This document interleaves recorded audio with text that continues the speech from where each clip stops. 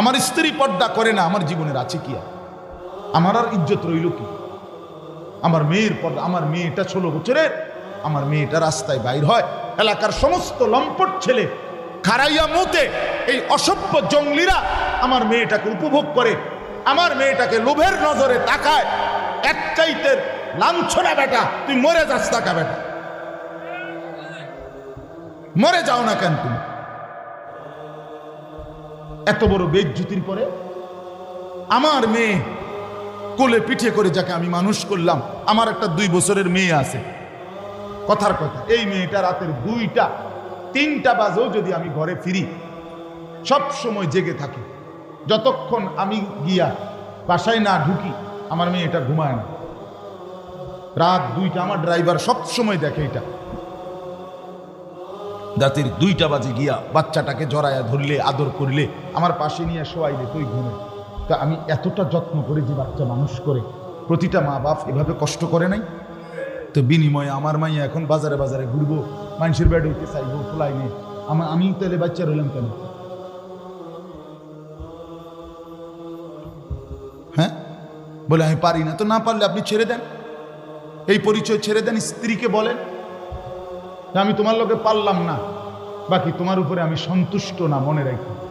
রসুল বলে এই বেডিরে কইও জাহান নামে যাওয়ানোর জন্য যাতে রেডি থাকে। যার স্বামী অসন্তুষ্ট তার ওই মহিলার ঠিকানা কোথায়? হ্যাঁ, তা আপনি এটা কোন যে বিবি তুমি পর্দা করো না, তুমি 1 ওয়াক্ত নামাজ পড়ো না, তো মনে রাখো আমি তোমার লগে ফাইলাম না, হয়তো কুলাইতাইলাম না, বুঝাইতাইলাম না, তুমি আমার কথা শুনলা না, তবে এটা মনে রাখো আমি তোমার প্রতি অসন্তুষ্ট, আমি তোমার প্রতি আর কোনোদিন খুশি হইতে পারলাম না। এটাও যদি বলেন তো বেডির জাহান্নামে যাইতে আর অসুবিধা হইতো না। আপনার ছেলেকে বলেন বাপ তুই নামাজ পড়স না, তোর প্রতি বেড়া আমি তোরে পারলাম না, তুই ঘাড় ফাঁক দেস, তুই মাস্তানের মতো চুল রাখছ, তুই তোর বন্ধুরারে পাইয়া এখন আর আমারে পাত্তা দেস না। ঠিক আছে পুত, আমি তোর লগে কুলাইতারলাম না, কিন্তু এটা মনে রাখিস আমি বাপ হিসাবে তোর প্রতি অসন্তুষ্ট, তাহলে ওই সন্তানের জাহান্নাম নিশ্চিত। বলে দেন। এক বয়সী একসাথে বসলে ফায়দা হবে না দোস্ত, এটা ফাইজলামির জায়গা না, সাবধান।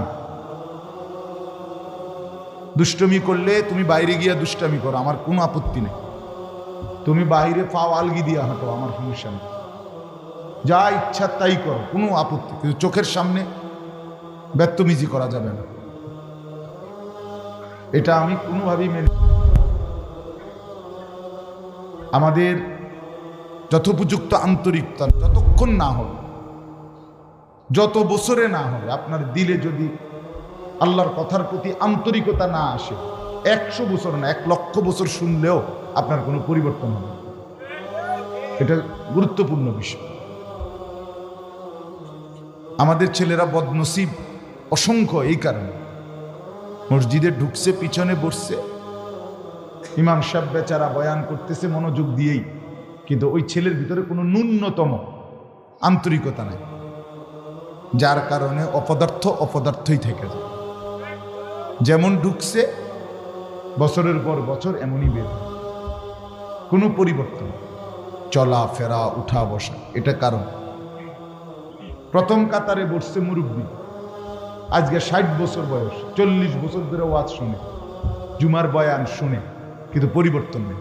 কেন হয় দেখবেন বসে বসে জিমায়, আর নাই তো দিলের ভিতরে আছে যে হুজুরের ইডি ধরিয়া কুলান যেত, যার কারণে 60 বছর বয়সেও বিড়ি খাওয়ার বদ অভ্যাস ছুটে না। অথচ এত বয়স্ক লোক বিড়ি সিগারেট খাওয়ার কথা না, কারণ ওনার হায়াত অনেক দিন হয়ে গেছে, উনি কবরের কথা মনে করা উচিত। এত বয়স্ক লোক চা দোকানে টেলিভিশন দেখার কথা না, কিন্তু মূল কারণ হলো কোনো কথাই কোনোদিন আন্তরিকতা নিয়ে, গ্রহণ করার মানসিকতা নিয়ে শোনে না, সময় পার করছে, শুধু বসে ছিল না পারতে।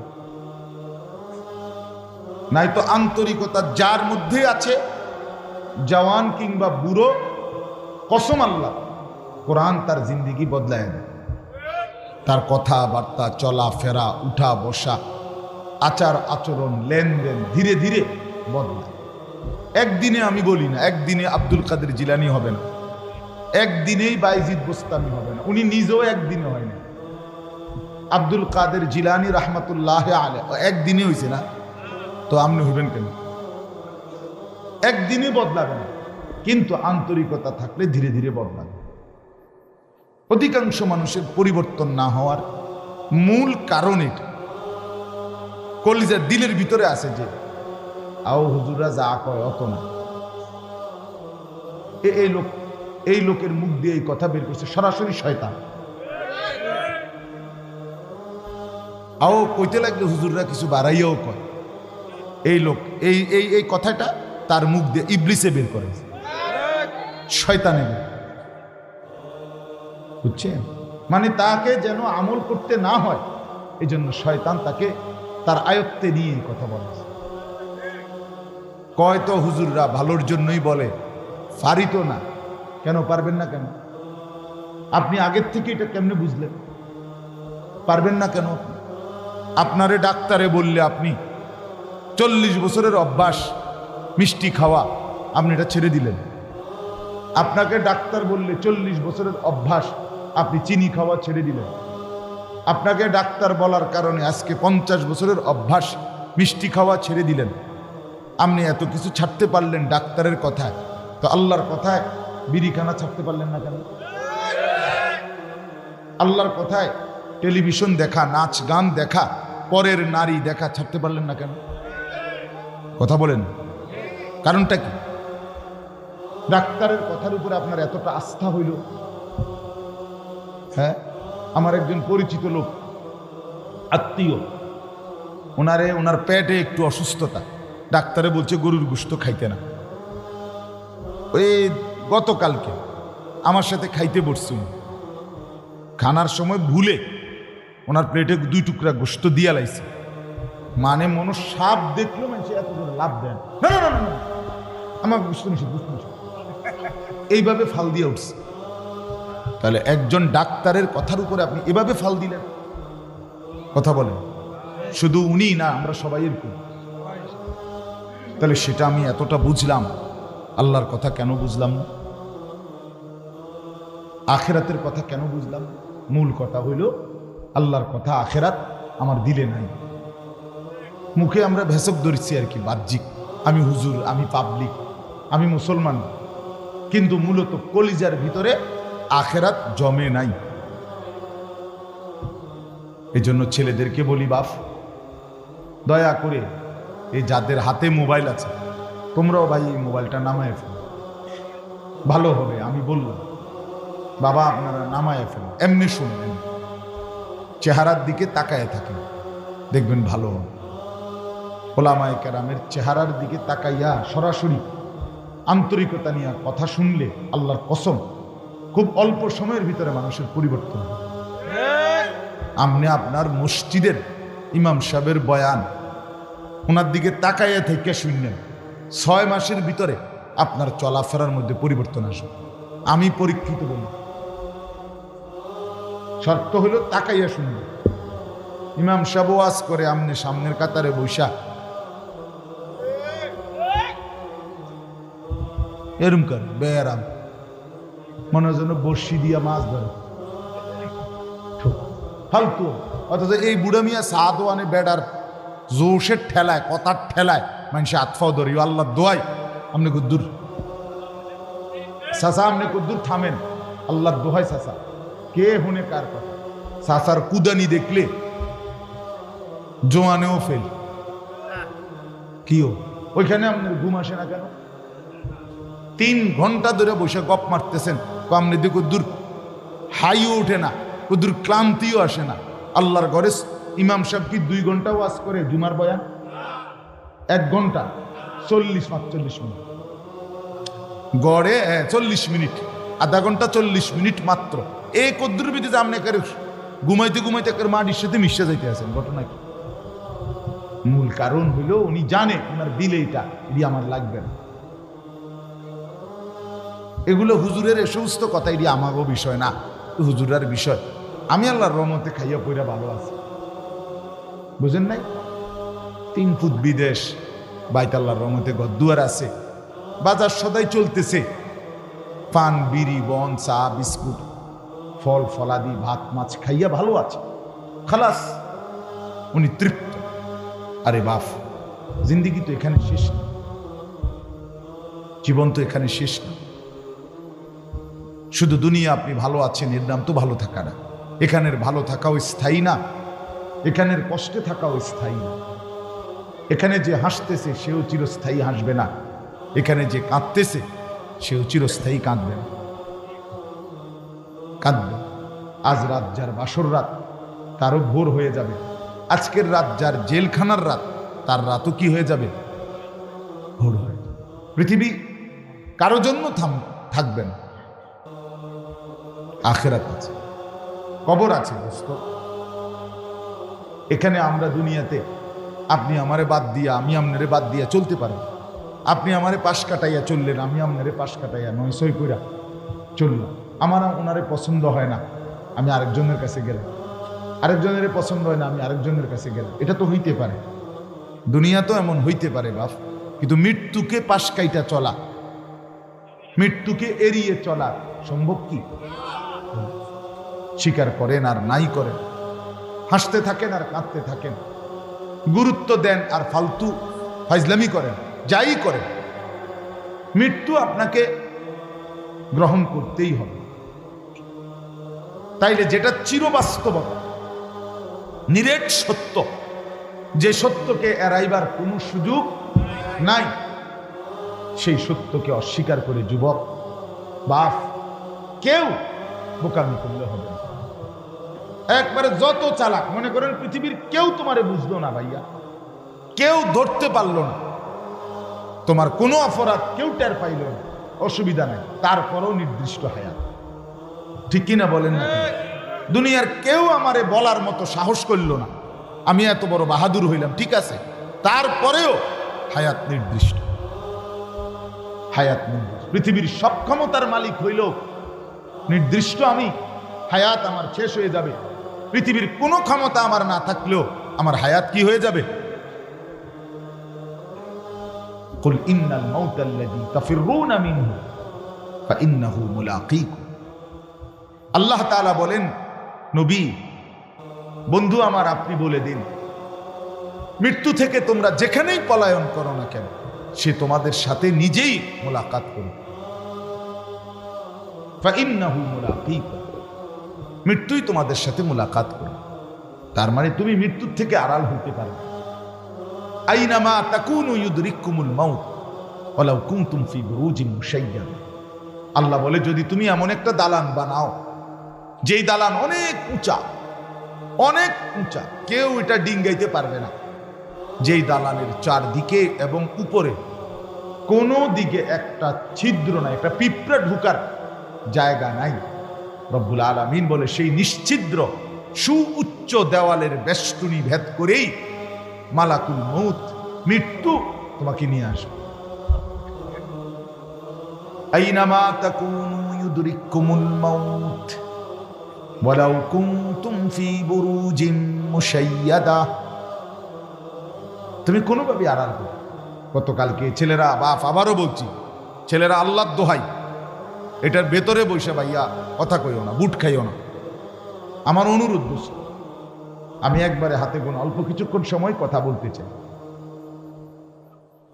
এনে বসে বুট খাইও না দোস্ত আমার। তুমি বুট খানা যদি তোমার বাকি থাইকা যায়, তুমি প্যান্ডেলের বাইরে গিয়া খাও, আমার কোনো আপত্তি নেই। তোমার মোবাইল টিফা যদি বাকি থাকে, যাও তুমি বাইরে চলে যাও দোস্ত, কোনো আপত্তি নেই, তুমি যেখানে ইচ্ছা তাই করো। কিন্তু নজরের সামনে, চোখের সামনে যারা, তারা আমার আমানত। আমার চোখের সামনের এই শ্রোতাগুলো আমার জন্য কি আমানত। এদের প্রত্যেকের দিকে নজর রাখা এইটুকু সময়ের জন্য আমার জিম্মাদার, আমার দায়িত্ব। এদের পরিবর্তনের চেষ্টা করা। আমার উস্তাদ আমাকে বলছিলেন, হযরত মাওলানা এরশাদুল্লাহ রাহমাতুল্লাহি আলাইহি, আমার একজন উস্তাদ ছিলেন, মারা গেছেন, অনেক প্রিয় উস্তাদ ছিলেন। জোহরের নামাজ মসজিদে জামাতে পড়ছে, ওরা মসজিদে বসে বসে তসবিহ পড়তেছে, এই অবস্থায় ঢুলে পড়ছে, এরপরেই মারা গেছে। তো এই হুজুর বলছিলেন, আনিস আল্লাহর কথা যখন বলবা মানুষের সামনে মনে মনে ভাববা এগুলো তোমার উম্মত না, তোমার নবীর উম্মত। আর এটা মনে করবা তোমাকে যেন আল্লাহ রসুল বলতেছে, আনিস এগুলো আমার উম্মত, আমার কথাগুলো তুমি একটু এগরে বুঝাইয়া বলো। বাস্তবতাই তো এটা না, আপনারা তো রসুলুল্লাহর উম্মত, অতএব আপনাদের দিকে নজর রাখা, শতভাগ আন্তরিকতা নিয়ে বলা, এটা আমাদের দায়িত্ব। এই জন্য দোস্ত প্রত্যেকেই মনোযোগ, ছেলেরা তোমরা আলাদা আলাদা শোনো, আলাদা শুনলে ভালো। সমবয়সী, আমি প্রত্যেক দিন বলি সমবয়সী ভালো হতে দেন, এটা গুরুত্বপূর্ণ। কোনো মানুষের জীবনের সবচেয়ে বড় অভিশাপ একটা অসৎ বন্ধু। সমবয়সী যদি খারাপ হয়, এই ছেলে আর জীবনে ভালো হয়ে উঠতে পারে না, এটা বড় সংঘাত। অসংখ্য ছেলের জীবন নষ্ট করে দিছে তার সমবয়সী, চরিত্রহীন বানায় দিছে। সে কোনোদিন মদের আড্ডা চিনত না, কিন্তু ওই বন্ধু নামের জানোয়ার তারে মদের আড্ডা চিনাইছে। সে কোনোদিন জুয়ার আড্ডা চিনত না, জুয়া কেমনে খেলে বুঝতো না, কিন্তু বন্ধু নামের জানোয়ারে তারে জুয়া খেলা শিখেছে। সে কোনোদিন মোবাইলে উলঙ্গ ছবি দেখতো না, কিন্তু বন্ধু নামের শয়তান তারে মোবাইলে ছবি, নাচ, গান দেখা শিখেছে। কোরআনুল কারীমে আছে দোস্ত, সূরা ফুরকানের মধ্যে কিয়ামতের দিন অসংখ্য কাফের, বেঈমান, পাপী, নাফরমান নিজের আঙ্গুল এইভাবে দাঁত দিয়া কামড়াবে, কামড়াইয়া ছিঁড়ে ফেলতে চাইবে। ইয়াদ্দু যালিমু আলা ইয়াদাইহি, আর বলবে কেন এরকম করবে? এই কামড়াইয়া দাঁত দিয়া আঙ্গুল কামড়াইয়া ছিঁড়তে চাইবে, আফসুসে আফসুসে। কি আফসুস? আফসুস করবে, ইয়া লাইতানি লাম আত্তাখিজ ফুলানান খলিলা, হায় দুনিয়ার তাকে যদি বন্ধু না বানাই। এটা কোরআন শরীফের আয়াত। হায় যদি তাকে বন্ধু না বানাইতাম, যে আমাকে অশ্লীলতা, বেহায়াপনা, নারীর নাচ, জিনা, ব্যভিচার, মদ, জুয়া, এক ওয়াক্ত নামাজের কথা যে মনে করায় নাই, ওই অসত্রে, ওই শয়তানকে যদি বন্ধু না বানাই। বিকাল 3টা বাজে বের হইছে, রাতের 10টায় ঘরে ফিরছে, 7 ঘন্টা বন্ধুদের সাথে ছিল। একটা বন্ধু একবারও বলে নাই যে দোস্ত আসরের নামাজ পড়বা না, মাগরিবের নামাজ পড়বা না, এশার নামাজ পড়বা না। তাহলে এরা কি বন্ধু আসলে? এরা তো শয়তান, এরাই তো ইবলিস। আল্লাহ তো কোরআনে বারবার বলছে শয়তান প্রকাশ্য শত্রু, আদুউম মুবিন, প্রকাশ্য শত্রু। তার মানে শয়তান প্রকাশ্য। তাহলে প্রকাশ্য হইলে কই আমরা দেখি না? এগুলো যে গুনার দিকে ডাকে, গুনার দিকে আমন্ত্রণ করে, গুনার দিকে সহযোগী করে, এই হইল প্রকাশ্য শত্রু। এটাই শয়তান, এটাই। এই জন্য উত্তম সঙ্গী বড় নিয়ামত। আমার গাড়ির ড্রাইভার আজকে 5 বছর আমার গাড়ি চালায়, আমার ড্রাইভার 5 বছরে আল্লাহর কসম চলার পথে আমার জিন্দিগি গাড়িতে। আমার জীবনের হায়াতের খুব কম সময় ঘরে গাড়িটাই বেশি। তা আমার এই 5 বছরে যতবার আমি নামাজের কথা মনে করাইছি, কসম সে তার চাইতে বেশি আমারে মনে করাইছে। আমার উত্তম সঙ্গী, সেই হিসাব রাখছে, ড্রাইভারই খেয়াল রাখছে। আমি হয়তো গাড়িতে বসে ঘুমাইতেছি ক্লান্ত, কিন্তু টাইমলি জামাতের আগ টাইমে মসজিদে দাঁড়ানো, উজুর জন্য সুযোগ থাকা টাইম, এটা সে খেয়াল রাখে। এটা উত্তম সঙ্গী কিনা? কত বড় সৌভাগ্য বলে। সেই মনে করায়, সেই উঠায় হুজুর নামাজের টাইম হয়েছে। এই জন্য বাস এটা আমি বললাম আপনাদেরকে, ছেলেরা তোমাদেরকেও বললাম, ভাই আলাদা শোনো। সমবয়সীর ডানে বামে তাকাইয়া আগাইতে পারতাম, সে তোমাকে আগাইতে দিবে না। এক হাসি দিয়া, এক দুষ্ট কথা দিয়া তোমারে পিছাই দিবে, পিছাই। আমরাও তো ছোট জীবন পার করে আসছি বন্ধু, শহরে বড় হয়েছি, কুমিল্লা শহরের প্রাণ কেন্দ্রে আমি বড় হয়েছি। কাজে আমি তো দেখছি বন্ধুদের আড্ডা, আমরাও দেখছি রকমের কথা প্রলোভন সবকিছুই আমরা শুনছি। এমন একটা যৌবন, ছোট্ট কাল, 16 বছর, 18 বছর, 22 বছর, 20 বছর আমরাও পার করে আসছি। আমার মনে আছে সব, আমার প্রাইমারি স্কুলের স্মৃতি আমার পুরো মনে আছে, আমার মাধ্যমিক লেভেলের স্মৃতি আমার মনে আছে, পুরোপুরি খেয়াল আছে। এই জন্য উত্তম সঙ্গী বড় নিয়ামত, যে গুনার দিকে ডাকে, ভালো কাজের কথা মনে করায়। রাসূলুল্লাহ সাল্লাল্লাহু আলাইহি ওয়াসাল্লামকে জিজ্ঞেস করছে সাহাবী, ইয়া রাসূলুল্লাহ, উত্তম সঙ্গী কি? নবীজি বলছে 3টা গুণ আছে যার মধ্যে। কয়টা গুণ? মান যাক্কারাকুম বিল্লাহি রুইয়াতুহু, যাকে দেখলে আল্লাহর কথা মনে হয়, উত্তম সঙ্গী। 2, ওয়া যাদা ফি ইলমিকুম মানতিকুহু, যার কথা শুনলে নিজের জ্ঞান বাড়ে, ইলম বাড়ে। 3, ওয়া যাক্কারাকুম বিল আখিরাতি আমালুহু, যারা আমল দেখলে আখিরাতের কথা মনে পড়ে। হাদিস রাসূলুল্লাহ সাল্লাল্লাহু আলাইহি ওয়াসাল্লাম বলে, যাকে দেখলে আল্লাহর কথা মনে পড়ে, যার কথা শুনলে কোরআন সুন্নাহর জ্ঞান বাড়ে, যার আমল দেখলে কি মনে পড়ে? আখিরাত, সে উত্তম সঙ্গী, সে উত্তম সঙ্গী। নবী সাল্লাল্লাহু আলাইহি সাল্লাম বলেন, লা তুসাহিব ইল্লা মুমিনা, মুমিন ছাড়া, ইমানদার ছাড়া, নেককার ছাড়া কাউকে সাথী বানায় না। সাথী এন থেকে কোম্পানিগঞ্জ এ কদ্দুরু সিটারের লগে যাইও না, এই সিটারে এনের ভিতরে তোমার অনেক খারাপ কথা বলে। এখান থেকে কোরবানপুর এই অসিব্বর লগে যাইও না, একলা হাঁটো, একলা হাঁটো। হয় তোমারে বলবে দোস্ত আইডিয়ার জন্য, জানার জন্য তো বেটা বিড়ির ভিতরে কিতা, এটা কমপক্ষে জিনিসটা তো কমপক্ষে তোর জ্ঞান থাকা দরকার, এই হিসাবে একটা টান দিয়েছে। মূলত তারে এটা শয়তানে করাইছে, কথা বুঝেন না? এই তারে ফান্দে ফেলে দিল। আর এই জন্য অনেক বড় বিষয়।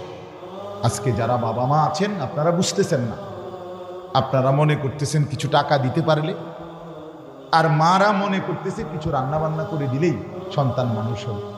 না রে বাপ, মাঝপথে অনেক শয়তান তারে নষ্ট করে দেয়। চলার পথে, রাতে, দিনে, বিকালে, সকালে, দুপুর। বাপটা চায় ওরে যদি আমি সামনাসামনি করি আলগা, আপনাদের ছেলেরা এখন বড় মোবাইল দিয়ে কি করে, আপনারা চিৎকার করে কান্না, এমনি কম যাইতো না কথা মাইক দিয়ে। জঘন্যতা কোথায় আপনারা জানেন না, নিকৃষ্টতা কোথায় গিয়ে পৌঁছছে আপনারা জানেন না।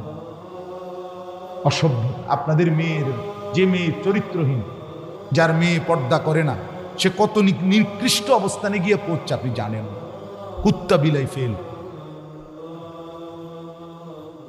যে ছেলে নামাজ পড়ে না এক ওয়াক্ত, এই জানোয়ার বহুত আগে জানোয়ারের ক্যাটাগরি পার হয়ে গেছে, বহুত আগে কুকুর বিড়ালের শ্রেণীও পার হইয়া আরো নিচে চলে গেছে। আপনি জানেন, চেহারা দেখেন বেনামাজি সন্তানের, চুলের কোনো হদিস নাই, চেহারার কোনো হদিস নাই, শার্ট প্যান্টের কোনো হদিস নাই, যেখানে মুতে ধরে এখানে পেশাব করে দিতেছে, পেশাব করে কোনো পানি নেয় না, হাসে কি লেগে তাও কইতারে না, হাঁটে কেন, এতক্ষণ ঘুরতেছে কেন, প্রতিবন্ধী, মানসিক প্রতিবন্ধী, পাগল, তার সিরা। আপনি বলবেন একটা ভালো কাজের কথা, হে আসবো, মানে প্রতিবন্ধী যে। হ্যাঁ হ্যাঁ, বাস্তবতা, বাস্তব। নাইলে আপনাদের জীবনের ব্যর্থতা দেখেন। একজন বাবা মুসলমান হওয়ার পরে আপনার ঘরে 16 বছরের ছেলেটা এক ওয়াক্ত নামাজ পড়ে না, এত বড় জানোয়ার মুসলমানের ঘরে কেমনি ঘুমা? কথা কন না কেন? 365 দিনে এক বছর, এক বছরে কোনোদিন আপনার 18 বছরের ছেলেটা, মেয়েটা কোনোদিন ফজরের নামাজ কি জিনিস সেটা জানেন? ফজরের নামাজ যে কখন পড়ে এটাই জানে না। এত বড় অসভ্য জানোয়ার মুসলমানের ঘরে ঘুমায় কেন? তার বাপ কেডা বেড়া, তার মা কে তারে মানুষ করতেছে? এই বাপ তোমার জীবনের সার্থকতা কি? তুমি জীবনে কি অর্জন করলা? এই জানোয়ার। কথা বলেন না কেন? বলেন যারা এ জবাব দেন। জিন্দিগি মানে কি? জীবন মানে কি? ফাঙ্গাসার তেলাফিয়া? হ্যাঁ, জিন্দিগি মানে ফুলকপি আর ফাতাকপি? জিন্দিগি মানে বনবিড়ি? জিন্দিগি মানে চায়ের দোকানের আড্ডা? এই তো শেষ। এরপরে আর কোথাও যাইবেন না আপনারা? এরপরে যাইতে হবে না কোথাও। তো ছেলে নামাজ পড়ে না যে কি বলবেন? মেয়ে যে পর্দা করে না কি বলবেন? স্ত্রী যে খোলামেলা রাস্তার পাশে, মহিলা খালের পারে, রাস্তার পারে বেডইতে আইয়ে যায়, এখানে গোসল করে খোলামেলা, এই বেপর্দা, এই বেহায়া, এই নির্লজ্জা মহিলা, এ বেডির ব্যাপারে আমনে স্বামী কি বলবেন? কথা বলেন না কেন? কি বলবেন? কি আপনি বুঝেন না? আপনার ছেলের চেহারা দেখলে বুঝেন না? এই চুল আপনি জিজ্ঞাসা করলেন না, কিরে বাপ আমি মুসলমান, আমার দাদা, তোর দাদা মুসলমান, তোর বংশের 14 গোষ্ঠী মুসলমান, তোর চাচা মুসলমান, তোর ডানে বামে মানুষ মুসলমান, তুই এটা কার চুল রাখলি? কোন কুত্তা জানোয়ারের চুল রাখলি তুই? এটা জিজ্ঞাসা করলেন না কেন? আমনে বাপ না? আমনের বুঝি খেয়াল করছে বাজার সদাই করতে? আমার তো স্পষ্ট মনে আছে, আমার বড় ভাই, আপন ভাই আলহাজ হজরত মাওলানা মাহবুবুর রহমান আশরাফি, আমার বড় ভাই আমাকে একবার চুল কাটাইতে গিয়ে 3 বার, শুধু সামনে আর পিছনে সামান্য 19-20 হয়েছে, বড় ছোট হয়েছে, পিছনের চুলের থেকে সামনের গুলো হাত লাগাইয়া দেখছে যে চুল সমান হয় নাই, চারদিকে 3 বার চুল কাটাইছে, একবার পর একবার 3 বার সেলুনে পাঠাইছে। তাইলে আমার ভাই আছে, আমার অভিভাবক ছিল। আমি জীবনে একবার সাদা টুপি ছাড়া একটা টুপি রঙিন কিনছিলাম, টুপি ফুলওয়ালা, আমার আব্বা খোলায় বলছে, বুঝছে না ফুত, আমি জীবনে কোনোদিন সাদা টুপি ছাড়া পরি নাই, তুইও পরবি না। না জায়েজ না, সেটা ভিন্ন কথা, আমার বাবার আখলাক এটা।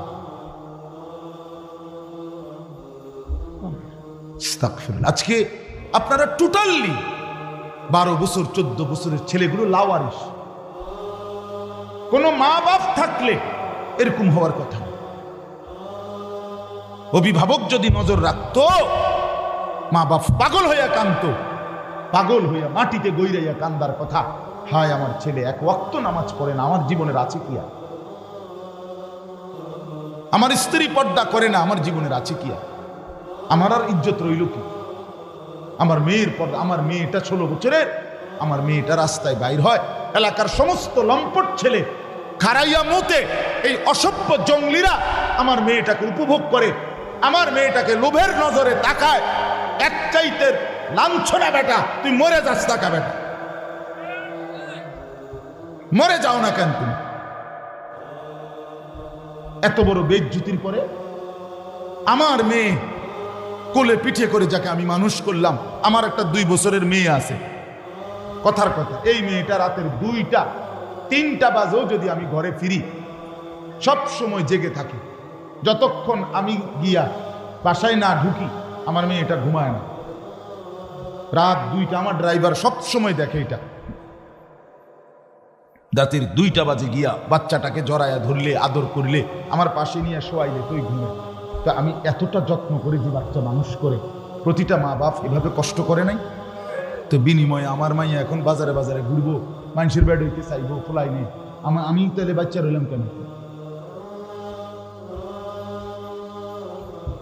হ্যাঁ, বলে আমি পারি না। তো না পারলে আপনি ছেড়ে দেন, এই পরিচয় ছেড়ে দেন, স্ত্রীকে বলেন আমি তোমার লোকে পারলাম না, বাকি তোমার উপরে আমি সন্তুষ্ট না, মনে রাখি।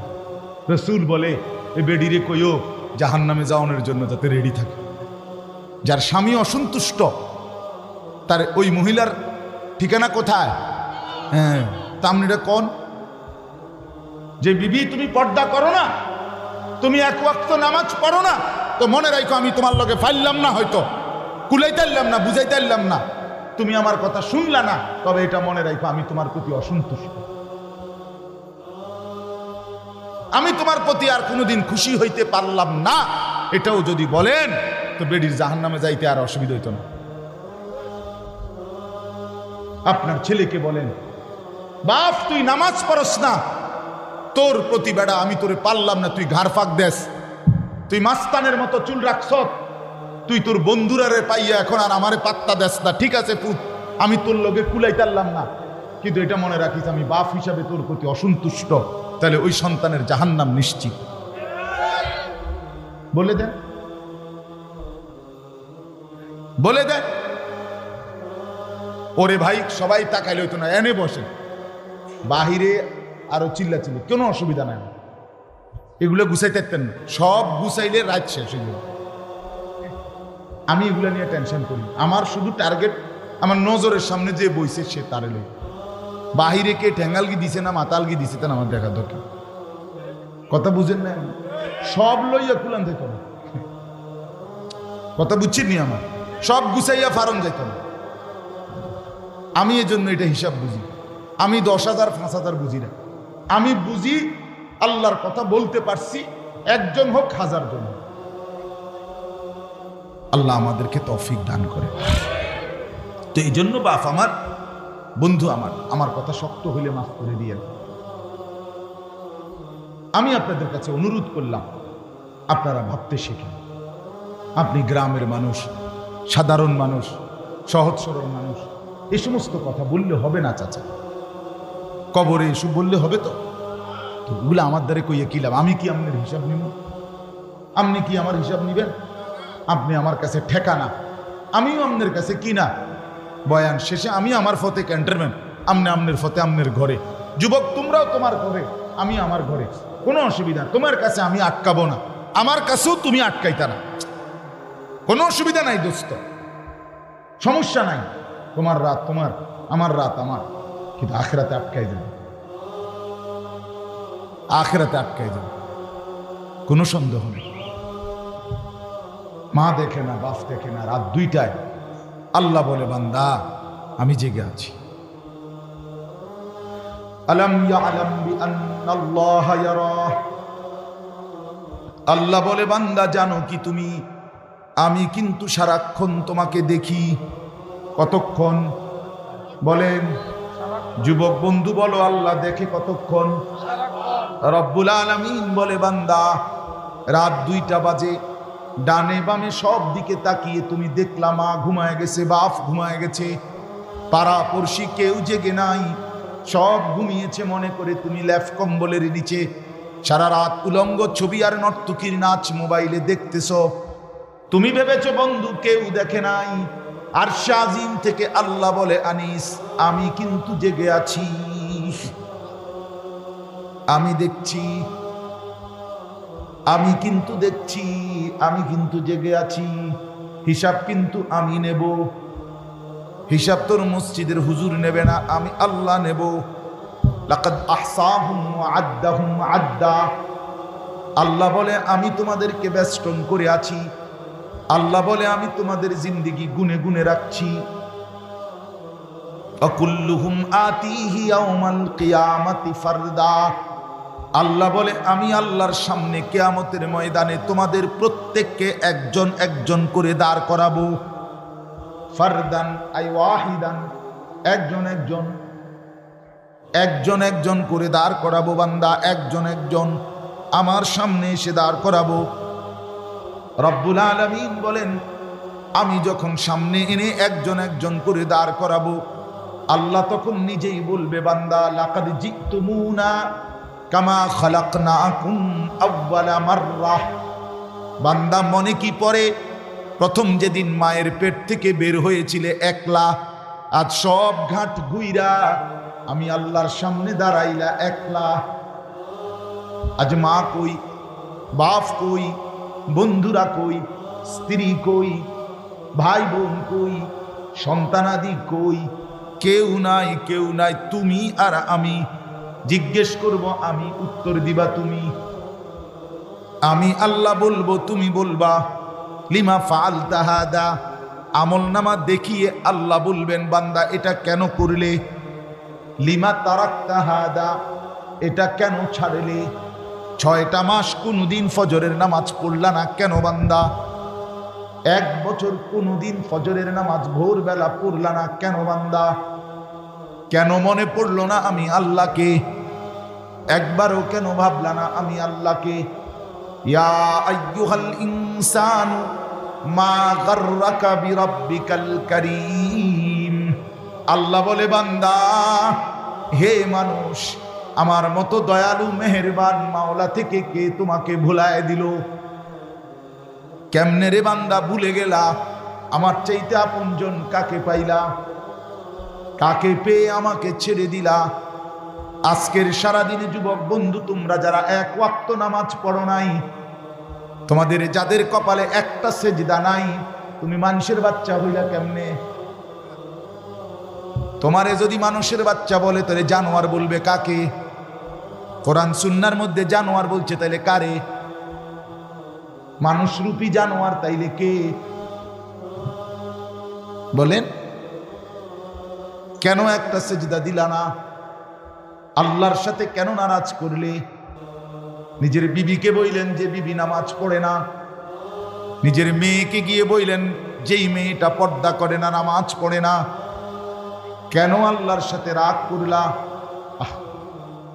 মা গাররাক, মা গাররাক। আল্লাহ বলে, কি হলো বান্দা, কেন আমাকে ছেড়ে দিলা? আমার মতো দয়ালু মুনিব আর কাকে পাইলা? কেন ছেড়ে দিলা? এই জন্য দোস্ত আমার, বন্ধু আমার, বাপ আমার, রাত অনেক গভীর। আমি আপনাদের কাছে অনুরোধ করছি, ভাবতে শিখি, ভাবতে শিখি। গ্রামের বলে, সাধারণ বলে নিজের খামখেয়ালি করেন। আপনি মূর্খ না, পড়ালেখা করেন না, এটি কোনো কথা? আপনি সরু সরে আনা পড়েন না, আপনি আল্লাহ বোঝেন না, কথা বলেন না কেন? আপনি আপনি কলমে না লিখতে পারেন না, আপনি ইডি নিয়ে আপনাদের কইছে, আপনাদেরকে আমি সরু সরে আনি শিখাইতে আছি। আপনাকে তো আখেরাত বুঝাইতেছে। আখেরাত বুঝবেন না কেন? পরকাল বুঝবেন না কেন? এই জন্য আমরা প্রত্যেকেই গুনাহ ছেড়ে দিই, আল্লাহর ইবাদতে অভ্যস্ত হই। ছেলেকে বলেন, মেয়েকে বলেন, স্ত্রীকে বলেন, নিজেকে বলেন, খামখেয়ালি করেন, গাফলতি করবেন। আমি আপনাদের সামনে 3টা আয়াত পড়ছি কোরআনুল কারীমের 28 নম্বর পারা, কোরআনুল কারীমের 62 নম্বর সূরা। সূরাটির নাম সূরায়ে জুমআ। এই সূরার 3টি আয়াত আপনাদের সামনে তেলাওয়াত করেছি। আর অল্প একটু সময় এই 3টা আয়াতের তর্জমা আপনাদেরকে শুনাইতে চাই ইনশাআল্লাহ, এরপরেই আমার কথা শেষ। সূরাটার নাম হলো জুমআ, মানে জুমার দিন। আজকে শুক্রবার না গেছে, এই জন্যই পড়ছি জুমআ। আরবিতে জুমআ শব্দের অর্থ হলো একত্রিত হওয়ার দিন, একত্রিত হওয়া, আল ইজতিমা। যেহেতু ইয়াউমুল জুমআ, শুক্রবারের দিন ইমানদার মুমিন বান্দারা আল্লাহর ঘর মসজিদে ব্যাপকভাবে জমা হয়, একত্রিত হয়, এই জন্য এটাকে ইয়াউমুল জুমআ, একত্রিত হওয়ার দিন, সমাবেশের দিন, সবার সম্মিলিত একত্র হওয়ার দিন বলা হয় জুমআ। কোরআনুল কারীমের মধ্যে আল্লাহ তাআলা এই জুমআ এই নামেই হুবহু কোরআনের এই সূরাটা নাজিল করেছে। এই সূরার নামেই জুমআ।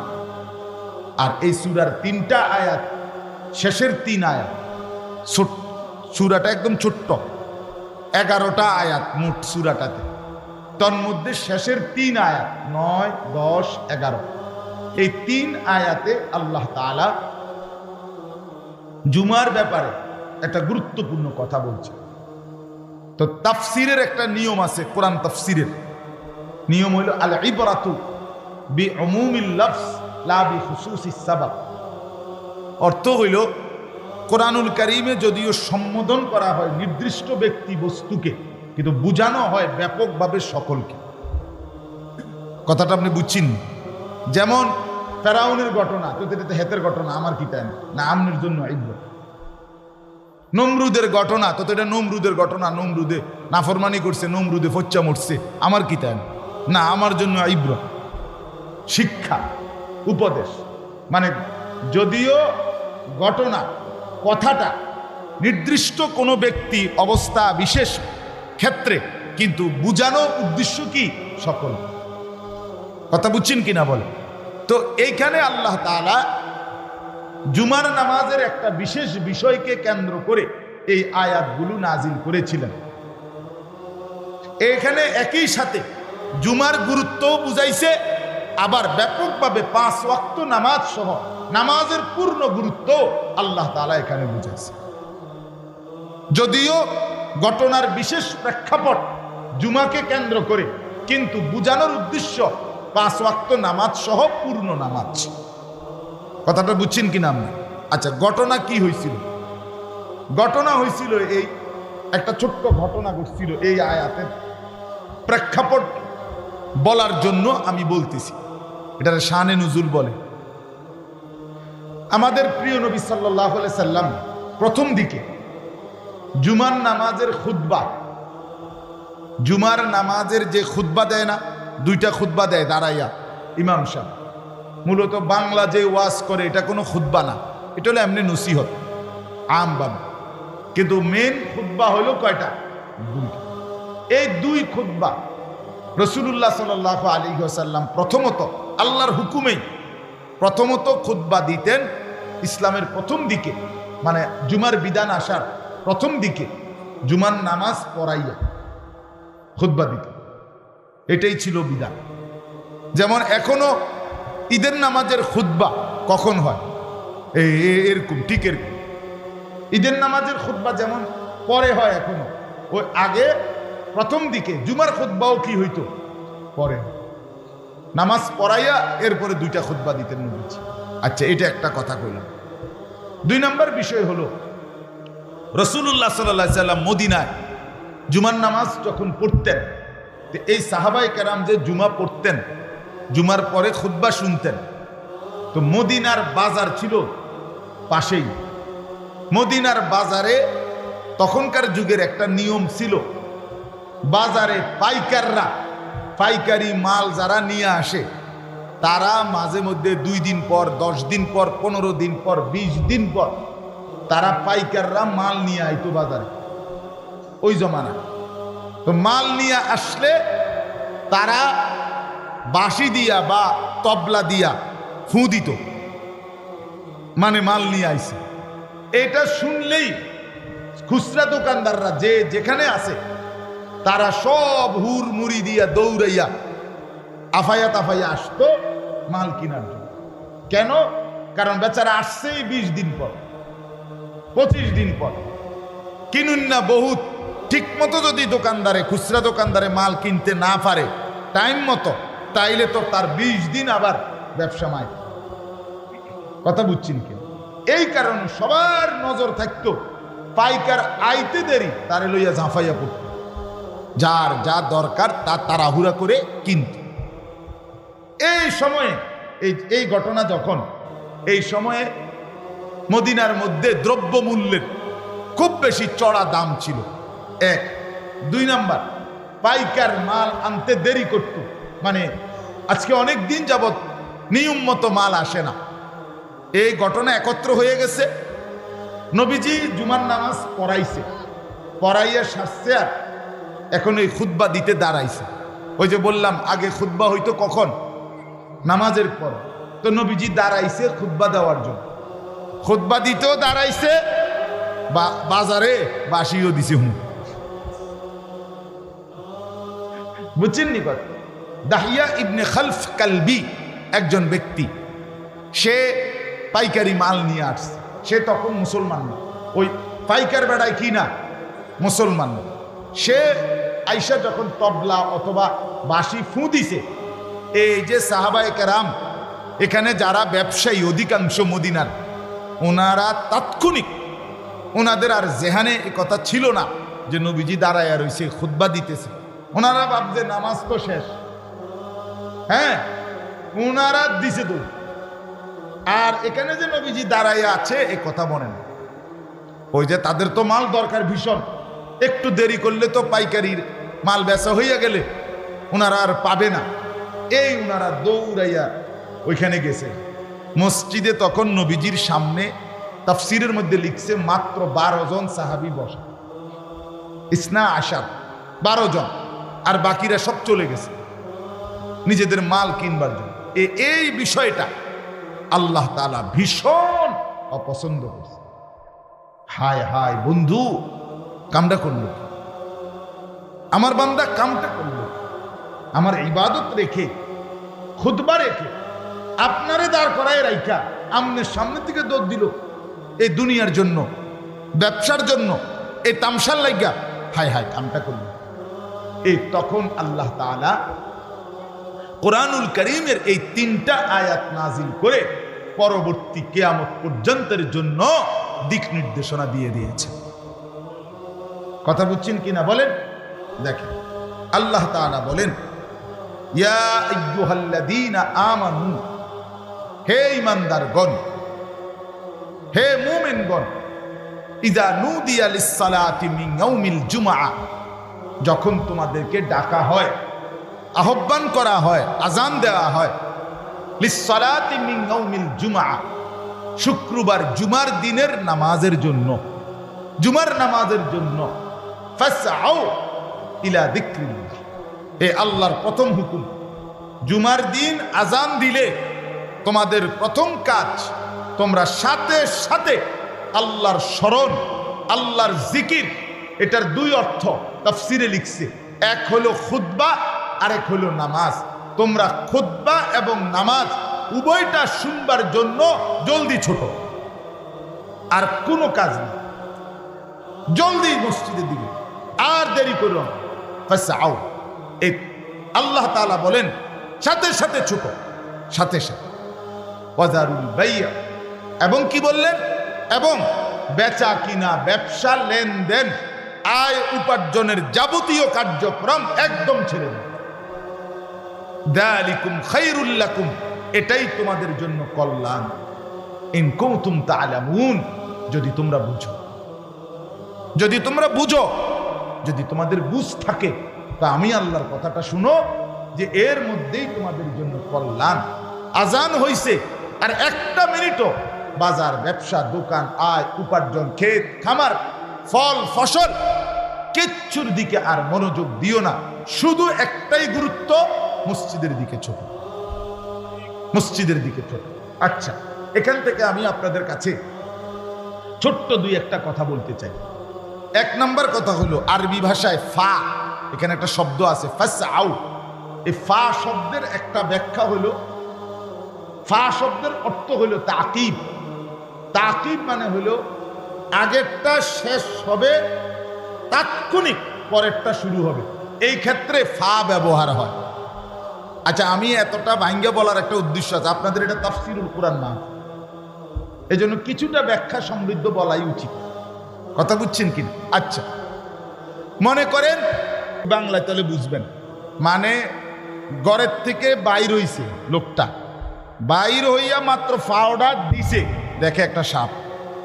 এই লোকটা এই কথাটা কেমনে কয় আরেকজনের কাছে, ভাই বিশ্বাস করেন ঘরটার থেকে এমনি ফাওড়া দিয়ে সারছি না, লগে দেখি সাপটা কি ফুঁসলে উঠছে। এটাও আমার পাও দেওয়া, বাইর হওয়া, এটাও শেষ, সাপ দেখাও কি শুরু শুরু, মানে দুইটা একদম মুখোমুখি নাকি? এই কথাটা মানুষে বলে আধা ঘন্টা পরে সাপ দেখলে, রাস্তাটা গিয়ে সারলাম না দেখি অ্যাক্সিডেন্ট। তার মানে কি রাস্তার যাওয়ার 1 ঘন্টা পরে অ্যাক্সিডেন্ট। এই কথা বলার জন্য আরবিতে বলে ফা। তা আল্লাহ এখানে বলছে ফাসআউ ইলা যিকরিল্লাহ, আমার বান্দা আজানটা শেষ হইতে দেরি, তোমার আর কোনো কাজ নাই, শুধু মস্তি, শুধু মস্তি। তাহলে রেডি হবে কখন? কথা বলেন না কেন? রেডি হবে কখন বলেন না? আজান। প্রস্তুত থাকবে কখন? আগের থেকে। আগে দুর্ভাগ্য আমাদের, শুক্রবার দিনও জুমার নামাজের যখন আজান হয় তখন আমগো মনে পড়ে অনেকের আজকে শুক্রবার। ইন্না লিল্লাহ, কি তো হায় হায় হায়, আজকে শুক্রবার, আজকে শুক্রবার। এই সময় আগে কইব লুঙ্গি কো, সাবান কো, এবারে হেবুডি কইতেছে যা অক্ষণে যাবেন গা, গরুটারে কদ্দুর গোসল করাইতেন না। এবারে গরু গোসল করায়, ছাগল গোসল করায়, মানুষ গোসল করায়, নিজে গোসল করে, এরপরে হাফাইয়া তোফাইয়া লাফাইয়া দফাইয়া মসজিদের ঢোকে যে সময় ইমাম সাহেব এ সময় খুব্বা অর্ধেক করে লেছে। এরপরেও এই যে দেরি হইতেছে 5টা মিনিট, এই জন্য গরিব দিকে চাইছে মনে 50 বার, কারণ তারা তো শয়তানে কামড়াইতেছে, ইবলিসে তো কামড়ায় যে কিরে বেটা তুই তো মসজিদে যাওই না, মানুষ না, আচ্ছা যা গেছত গা তুই বাইরস না কেন, তাড়াতাড়ি আমি কোন সমুদ্রের কতক্ষণ দাঁড়ায় থাকুন শীতের মধ্যে। এই হলো হালা, কথা বুঝছেন? অথচ আল্লাহ তাআলা বলছেন বান্দা আজানের পরে কাজ শুধু একটাই, মসজিদ, নামাজ। আগের থেকেই রেডি থাকে, আগের থেকেই রেডি থাকে। আহা বাপ, আমরা ভুলেই থাকি কেন? আমরা যে সারা বছর সারা সপ্তাহ 5 ওয়াক্ত নামাজ পড়ি, 5 ওয়াক্ত নামাজ যে পড়ে আল্লাহর কসম তার জুমা সমান তালে চলতে থাকে, চলতে থাকে।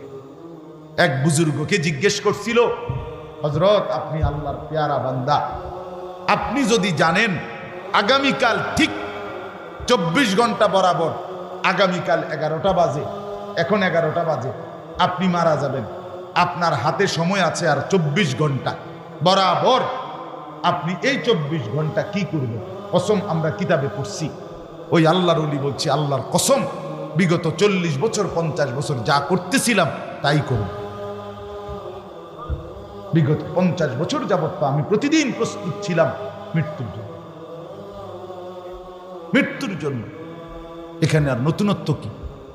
আগামী 24 ঘন্টা, বিগত 24 ঘন্টা যেমন 5 ওয়াক্ত নামাজ পড়ছি, হালাল খাইছি, আল্লাহ তাআলার জিকির করছি, আল্লাহকে নিয়েছিলাম, আগামী 24 ঘন্টাও আল্লাহকে নিয়েই থাকবে। এটা ছিল মুমিন, এটা ছিল ইমানদার, এমন হওয়ার কথা ছিল। কিন্তু আফসোসের ব্যাপার হলো একটা সপ্তাহ খোদার 7টা দিন অসংখ্য মুসলমান আমাদের, আহা নওজোয়ান, সেই 7 বছর বয়স থেকে তোমার উপরে নামাজের আদেশ ছিল, আজ 16 বছর, 9 7 16, 9 বছরে 365 দিন করে তুমি গুনে দেখো কতগুলো নামাজ ছুটে গেছে। কি বলবা বাপ, কি বলবো? জিন্দেগি বেশি কি ভোগ করছো আল্লাহকে ছেড়ে দিয়ে? সারা রাত মোবাইলে ছবি দেখে সারাদিন 1 ওয়াক্ত নামাজ না পড়ে মোবাইল টিপা শেষ পর্যন্ত অর্জন কি? অর্জন কি? মোবাইলে 1 কোটি নারীর ছবি উলঙ্গ দেখার পরেও তো ধরতেও তো পারলা না, ছুঁইতেও তো পারলা না, শুধু কেবল ছবিই দেখলা। আফসুস ছাড়া আর তো কিছু জুটলো না। শরীর নষ্ট হলো, যৌবন নষ্ট হলো, যৌবনের শক্তি নষ্ট হইল, মোবাইলের এমবি শেষ হয়ে গেল, টাকাগুলো নষ্ট হইল, আখেরাত বরবাদ হইল। তুমি নিকৃষ্ট জানোয়ারের চরিত্র নিয়ে দিন কাটাইলা, রাত কাটাইলা, আর কি মিলল? আর মিললটা কি? আর কি মিলল? এই জন্য বন্ধু আমার, একটা ছেলে হলেও ভাইব, 10টা ছেলে হইলেও ভাইব, তুমি তোমাকে চেনো, কেন আল্লাহকে না ডাকো? 5 ওয়াক্ত নামাজ কেন পড়বো না আমরা? কেন পড়ব না? শুক্রবারে শুধু জুমার নামাজ, 2 রাকাত নামাজ, আহা কত বদনসিব! শুধু 2 রাকাত জুমার নামাজ, শুধু এটুকুই পরে সালামটা ফিরেই আবার চলে যায়, একটা সপ্তাহ নামাজের ধার ধারে না। এই 2 রাকাত পরে সরাসরি আপনি যদি তার কলজাটা খুললে চান, এই যে এই 2 রাকাত যে পরে সপ্তাহে, এটা আল্লাহর জন্য পড়ে না, কোনোভাবেই না। যেই নাফরমান পুরো 1 সপ্তাহ নামাজ পড়ে না, এই নাফরমান 2 রাকাত জুমাও আল্লাহর জন্য পড়ে না। বলে তাহলে কেন পড়ে হুজুর? আমি কই কেন পড়ে? 2 কারণে পড়ে। এক কারণ হইল তার বেরিয়ে কইব, বোন এমন আবু জেহেলের ঘর করি, এই ডাকাইতে কদ্দুর শুক্রবারে পশ্চিম দিকে আসার খায় না, এরুম অজাতের ঘর, এরুম অজাত অসিব্যের ঘর করি, কলজাটা জ্বল্লে গেছে বই। এই শর্মে 2 রাকাত নামাজ পড়তে আইছে, নাহলে হে কোনো নামাজ পড়ি না বেড় হইতো। হে বিড়ি খাইয়ে তো কুল পায় না, হে নামাজ পড়ে উঠতো, হে মুত্তাই তো কুল পায় না। আর 2 নাম্বার কি? 2 নাম্বার কারণ হইল গ্রামবাসী হাঁটতে চলতে কইব, আরে কিতারে তুই কিতারে? আবু জেহেল তো দেখি নাই, কিন্তু তোরে দেখতে চিনছি, আবু জেহেলের রুমা ছিল। ইন্নারিল্লাহ, তুই তো কদ্দুর শুক্রবারেও মসজিদে আইস না, তোর মতো এই জিদারে আবু জেহেল রে, তোর লগে তো কোরবানিও দেওয়া যাইতো না, তোরে তো আমগো কবরস্থানও কি করন যাইতো না। এই শর্মে এই শুক্রবার বুঝেন নাই তো?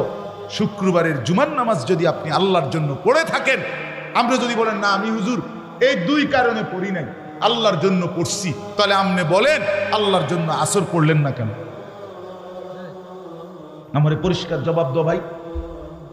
আর নাই তো দ্বিতীয় আরেক কারণ হইতে পারে, কোন শয়তানে, কোন ইবলিস এরে বলে দিছে যে শুধু 2 রাকাত নামাজ পড়লেই জুমার দিন চলে, বাকিটি যে নামাজ পড়তে কইছে হুজুর রেডি বানাইয়া কর। নাই তো বিকল্প একটা কারণ কি আপনি বের করে। এই লোকটা নামাজ না পড়ার কারণ আল্লাহর জন্য যদি পড়তো, আল্লাহ পাক আসরের নামাজে আল্লাহর ফরজ করে নাই, মাগরিব আল্লাহ ফরজ করে নাই, কথা বলেন না কেন? 5 ওয়াক্ত নামাজ আল্লাহ ফরজ করে নাই, তো পড়ে না কেন? ফজরের নামাজের সময় সমস্যা কি? ফজরের নামাজের সময় অফিস খোলা, ফজরের নামাজের সময় ব্যবসা খোলা, ফজরের নামাজের সময় দোকান খোলা, ফজরের নামাজের সময় সিএনজি খোলা, ফজরের নামাজে শুধু ঘুম। তুমি ঘুমের কাছে হেরে গেলা, তোমার মতো অপদার্থ দিয়া কি কাম? তুমি পৃথিবীর কি করবা? ভাত ছাড়া, খানা ছাড়া, আর হুতা ছাড়া, পেশাব পায়খানা ছাড়া তুমি কামটা করবা কি? সামান্য ঘুমের কাছে মোমেন হেরে যায় কেন? যার আখেরাত আছে, যার কবর আছে। রাসূলুল্লাহ সাল্লাল্লাহু আলাইহি সাল্লামের হাদিস শুনেন, নবীজি বলছেন পরিষ্কার, ওয়া ইল্লা আসবাহা খাবিসান নফস কাসলানা। নবীজির পরিষ্কার হাদিস, ছেলেরা শোনো, বা লজ্জা যদি থাকে শোনো। তুমি যদি মুসলমান মায়ের দুধ খাইয়া থাকো, তুমি যদি এক মুসলমান বাবার ঘরে বড় হয়ে থাকো, তোমারে মা দুধ খাওয়াইছে, সিনেমার নর্তকী তোমারে বড় করে নাই বেটা, সিনেমার নর্তকের কাছে জীবন দিয়া দিলা, ফুটবলের খেলোয়াড়, ক্রিকেট খেলোয়াড়ের কাছে নিজের শরীর, দেহ, যৌবন, নিজের দিমাগ দিয়া দিলা, ওই জানোয়ার তোমারে বড় করছে। তোমারে তোমার পবিত্র বাপ বড় করছিল, তুমি তোমার বাবের মুখে এভাবে চুনকালি মাখলা কেন? তো আল্লাহ রসুল বলেন, যে ফজরের নামাজ পড়ে না, কসম, সরাসরি রসুলের হাদিস, যে ফজরের নামাজ পড়ে না, রসুল বলে খবিসান নফস, এটা সরাসরি খবিস, খবিস, খবিস। আল্লাহর কসম, রসুল বলছে এটা খবিস, খবিস। এটা চেহারা সুরত দেখো, এটা খবিস, এটা শরীর দেখো, খবিসের মতো দুর্গন্ধ ফেসাবেন, মুত্তা ফানি লয় না, খবিস এটা রাসূল বলছে। আর হাদিসে ডাইরেক্ট আছে, নবীজি বাথরুমে ঢুকতে, পেশাব পায়খানায় ঢুকতে খবিস থেকে পানাহ চাইতেন, ঠিক কি না কোন? বাথরুমে ঢুকার দোয়া না এটা, আল্লাহুম্মা ইন্নী আউযু বিকা মিনাল খুবুসি ওয়াল খাবাইস। আল্লাহ, খবিস থেকে পানাহ চাই, তার মানে খবিস পেশাব পায়খানায় থাকে, এই খবিসের গন্তব্য পেশাব পায়খানা। রাসূলুল্লাহ সাল্লাল্লাহু আলাইহি সাল্লামের জামানায় হাদিসে আছে, নবীজি যাকে সন্দেহ করতেন মুনাফিক, প্রকৃত মুসলমান হয় নাই, মুখে বলছে শুধু, কসম, নবী ফজরের ওয়াক্তে মসজিদে নামাজ পড়াইয়া সালাম ফিরাইয়া ঘুরে সাহাবীদেরকে জিজ্ঞেস করতেন নাম ধরে, আফিল মসজিদে ফুলান, ফুলান মসজিদে অমুক আছে, অমুক আছে। সাহাবীরা ডানে বামে তাকাইয়া বলতেন নাই। রাসূলুল্লাহ বলতেন, এর মুনাফিক হওয়ার ব্যাপারে সন্দেহ করছিলাম, এখন নিশ্চিত হলাম। এজন্য তোমরা যারা ফজরের নামাজ পড়ো না, তোমরা ভোটার আইডি কার্ডে ধর্মের পরিচয়ে ইসলাম লেখো না, মুনাফিক লেখো। তোমরা যারা ফজরের নামাজ পড়ো না, যখন পাসপোর্ট করবা, পাসপোর্টে ধর্মের পরিচয়ে মুসলমান লেখো না, মুনাফিক লেখো, মুনাফিক, মুনাফিক লেখো। বাহাতে তো জীবন, খাও ভাত। মানুষের বেটি সাউনে তো জিন্দিগি, দেখো কোনো অসুবিধা নেই। খারাইয়া মতন, এটাই তো জিন্দিগি মতো। এই জীবনভর মুততেই যাইবে, কামে লাগলে না আর কি, কোনো কাজে লাগলো না। আল্লাহ আমাদেরকে মাফ করে দেন। আমার বাপ, আমি সর্বোচ্চ শক্তভাবে বলে বুঝাইবার চেষ্টা করি, আল্লাহ আমাদের হৃদয়ে অনুভূতি দান করেন। এরপরে দেখেন আল্লাহ তাআলা বলেন, ফাইদা কুদিয়াতিস সালাতু ফান্তাশিরু ফিল আরদ ওয়াবতাগু মিন ফাদলিল্লাহ। আল্লাহ বলে, বান্দা যখন নামাজ শেষ হয়ে যায়, সাথে সাথে আমার জমিন যার যার কর্মস্থলে ছড়িয়ে পড়ো। ওয়াবতাগু মিন ফাদলিল্লাহ, আমি আল্লাহর দেওয়া রিজিক, ফদল দয়া মানে রিজিক, সেগুলো তালাশ করো, তালাশ করো। নামাজ শুধু সময়টুকু আমি মসজিদে তোমারে চাইছিলাম বান্দা, কখনো 10 মিনিট, কখনো 20 মিনিট, কখনো 25 মিনিট। এরপরে আবার তুমি তোমার দোকানে, তোমার চাকরিতে, তোমার ব্যবসায়, তোমার সিএনজিতে, তোমার অটোতে, তোমার খেতে, তোমার ঘরে। মা, আল্লাহ বলছে, বোন, তুমি তোমার রান্নায়, তোমার তরকারি কুটায়, তোমার বাচ্চার লালন পালনে আবার লেগে যাও, শুধু নামাজের সময়টুকু আমি আল্লাহকে দাও। আবার আল্লাহ বলেন, যাও আবার বান্দা ছড়িয়ে পড়ো, আমার দেওয়া রিজিক নাও, কোনো অসুবিধা নেই। আমি মানা করছি না চাকরি বন্ধ, শুক্রবারে পর্যন্ত আল্লাহ বলছে তোমার ব্যবসা বন্ধ করার দরকার নেই, শুক্রবারে পর্যন্ত কর্ম বন্ধ করার দরকার নেই। মুমিনের কোনো ছুটি নাই, মুমিনের কোনো কি নাই, ছুটি নাই। মুমিনের ছুটি নাই, মুমিনের কোনো বিশ্রাম নাই।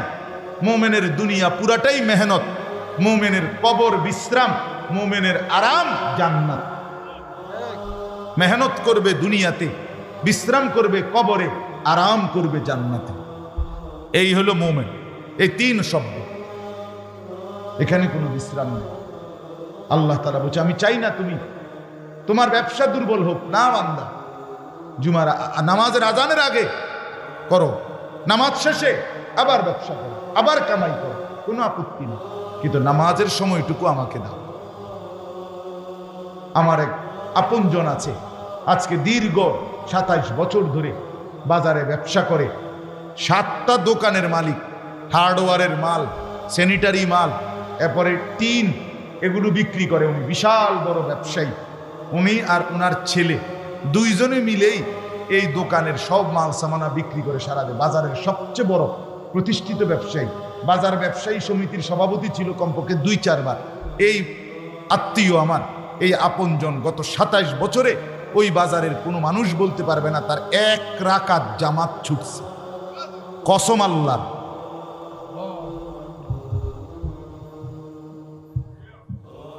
এক রাকাত জামাত ছুটে না, 1 রাকাত। বিশাল বড় বাড়িও করছে, বাজারে বিশাল বড় মার্কেট করছে, 5 তালা, জমিও কিনছে, ছেলে পেলেও দিন শিখাইতেছে, মাদ্রাসায় পড়তেছে। অসুবিধা কি হয়েছে? আমি তো চোখে দেখছি ওনাকে, কত সময় আমি দেখছি, আমার চোখেও দেখছি।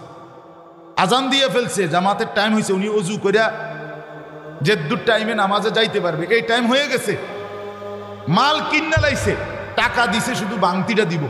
70 টাকার মাল হয়তো 100 টাকা দিছে, আর 30টা টাকা ফেরত দিব। উনি এই টাকাটাও ফেরত দেন না। ভাই পরে আইসে, নাহলে মালটা নিয়ে যান, হ্যাঁ, বাকি আর নাই তো পরে আইসে টাকা দিবেন, পরে আইসে বাংতি নিবেন।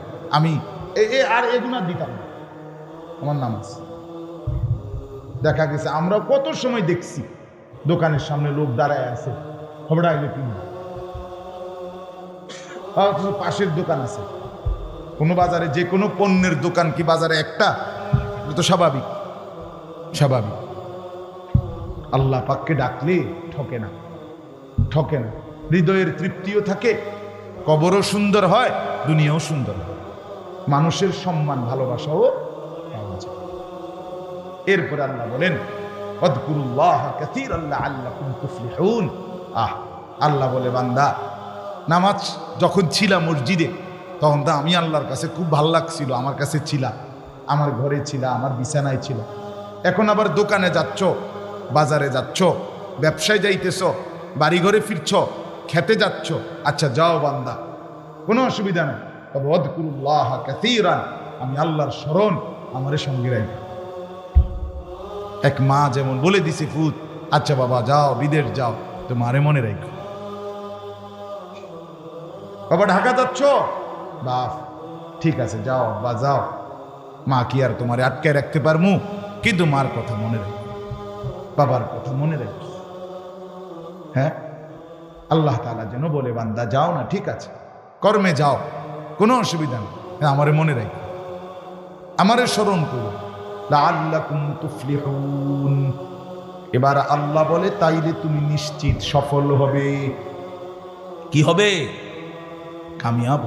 যদি আমারে মনে রাখো, বাজারে এবং না মসজিদে সর্বদাই যদি আল্লাহকে স্মরণ রাখো, তুমি সফল হবে, তুমি কৃতকার্য হবে, তুমি কামিয়াব।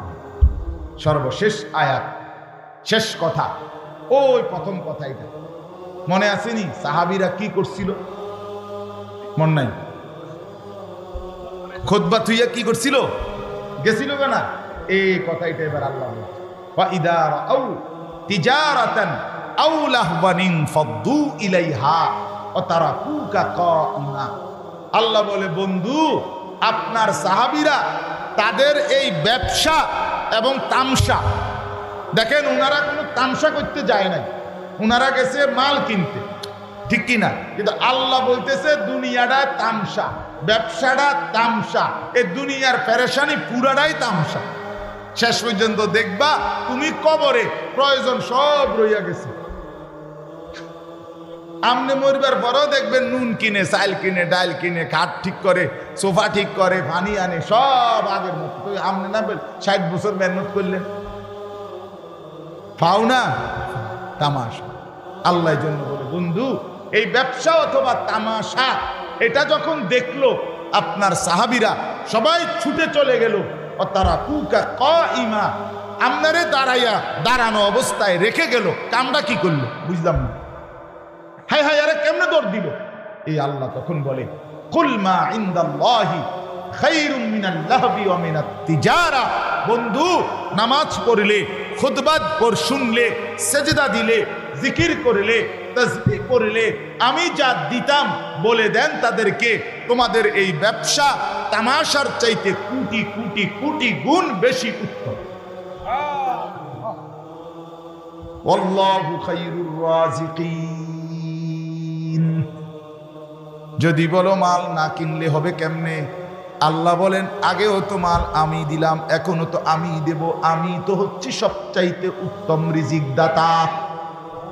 সবচেয়ে বড় রিজিক দাতাকে, সবচেয়ে উত্তম রিজিক দাতাকে।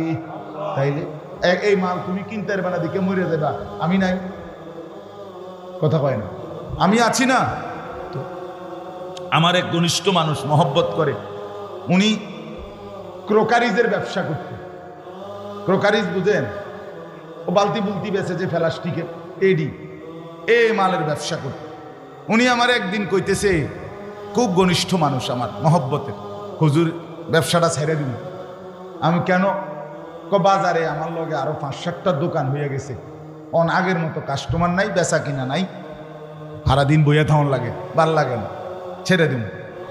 আমার পকেটে এরকম আমি তসবিহ বের করে ওনার হাতে দিলাম, দিয়া কইলাম, ভাই কালকের থেকে টাইম মতো দোকান খুলবেন, যথাসময়ে সবসময় যেভাবে বন্ধ করতেন আগে, এই টাইমে বন্ধ করবেন, আর ক্যাশে বইয়া থাকবেন, যতক্ষণ বেচা কিনা হবে কাস্টমারের কাছে বেচবেন, আইলে কাস্টমার, আর যদি কাস্টমার না থাকে শুধু তসবিহ পড়বেন, সুবহানাল্লাহ, আলহামদুলিল্লাহ, আল্লাহু আকবার, লা ইলাহা ইল্লাল্লাহ, আস্তাগফিরুল্লাহ, দুরূদ শরীফ সাল্লাল্লাহু আলাইহি ওয়াসাল্লাম, শুধু তসবিহ পড়বেন। তাই শুনেন, আপনাদের কামাই বন্ধ হবে না। মাল বেচলে দুনিয়া কামাই, তসবিহ পড়লে আখিরাত কামাই। কসম। 6 মাস পরে উনি আমারে কইতেছে, হুজুর দোকানও চলছে, তসবিহও চলছে, ব্যবসাও আর ছাড়তাম না, তসবিহ আর কি ছাড়। আল্লাহ তাআলা আমাদের প্রত্যেককে তৌফিক দান করেন, আমরা বুঝতে শিখি, আল্লাহকে না ভুলি।